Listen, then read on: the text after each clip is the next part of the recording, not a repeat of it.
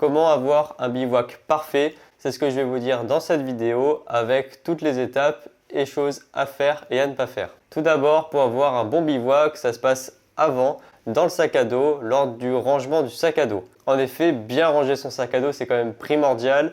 Je vous conseille donc de mettre tout ce qui est sac de couchage et tente. En tout cas, moi, je fais ça au fond du sac. Moi, par exemple, sur mon sac, j'ai une ouverture par le bas.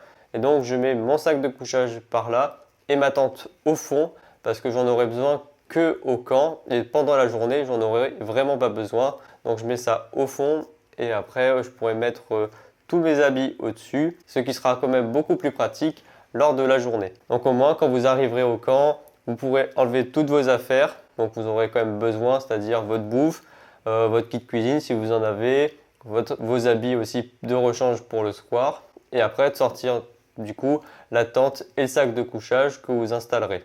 Ensuite, une autre chose, c'est évidemment de choisir le bon spot.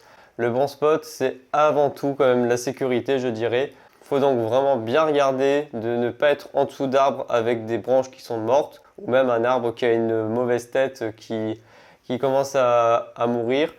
Évitez donc d'être sous ces arbres-là. Évitez également d'être sous des falaises. Évitez en fait d'être sous quelque chose qui puisse vous tomber sur la tête. Ça, c'est quand même très important, je trouve.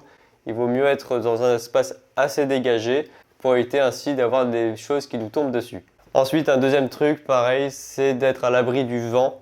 Dans ce cas-là, il faut réfléchir à où est-ce que vous pouvez vous mettre à l'abri du vent. Des fois, vous êtes dans des plaines, donc là, c'est un peu compliqué et vous pouvez pas faire grand-chose.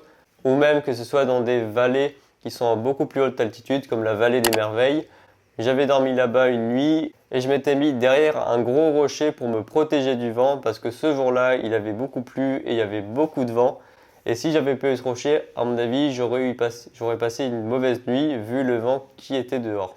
Les arbres aussi permettent de limiter le vent, donc essayez de trouver un endroit de ce style-là. Mais ça, peut-être que vous le saviez déjà et j'ai envie de vous dire qu'il y a en fait une seule chose qui vous permet de passer le meilleur des bivouacs, c'est de profiter du moment, de profiter tout simplement du moment avec qui vous êtes ou même d'être seul, de profiter parce que quand on fait de la rando, des treks, c'est avant tout pour passer une bonne expérience, pour que ça se passe bien, de voir de beaux paysages, en même temps d'avoir aussi un effort physique, de se dépasser aussi parce que c'est pas toujours facile, mais également de pouvoir profiter des bons moments comme ça, de planter sa tente et ensuite de manger avec une superbe vue sur les montagnes. Ça, c'est quand même l'essence de la randonnée, je trouve.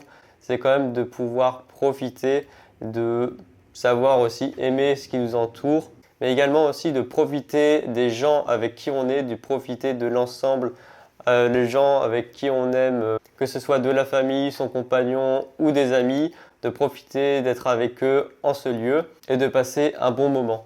Voilà, c'était une petite vidéo pour vous ramener à l'essentiel parce que on peut voir quand même beaucoup de vidéos, je trouve, et j'en fais aussi beaucoup, sur le matos de rando pour nous dire ouais, il faut gagner du poids là, etc. Vous pouvez acheter ça. Mais la base quand même, c'est de profiter de la randonnée, du moment présent, notamment en rando où on déconnecte avec tout le monde qui nous entoure, avec le travail, avec tout ce qui est internet également.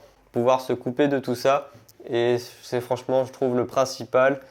Évidemment du matos c'est aussi important parce que sinon on ne pourrait pas évoluer en montagne sans matos, ce serait vraiment beaucoup trop dangereux, donc c'est aussi important, mais le principal quand même de la randonnée c'est de pouvoir profiter, d'être avec des gens qu'on aime, de pouvoir faire des jeux comme ça le soir ou même tout en marchant, et même si on marche seul de pouvoir pourquoi pas écouter de la musique comme je vous ai fait dans une autre vidéo et de regarder le paysage et de aussi faire pourquoi pas des moments d'introspection ou encore des replis sur soi, de réfléchir à plein de choses. Merci encore d'avoir regardé la vidéo, j'espère que vous aura plu et que vous aura rappelé ce pourquoi on randonne et puis je vous dis à la prochaine.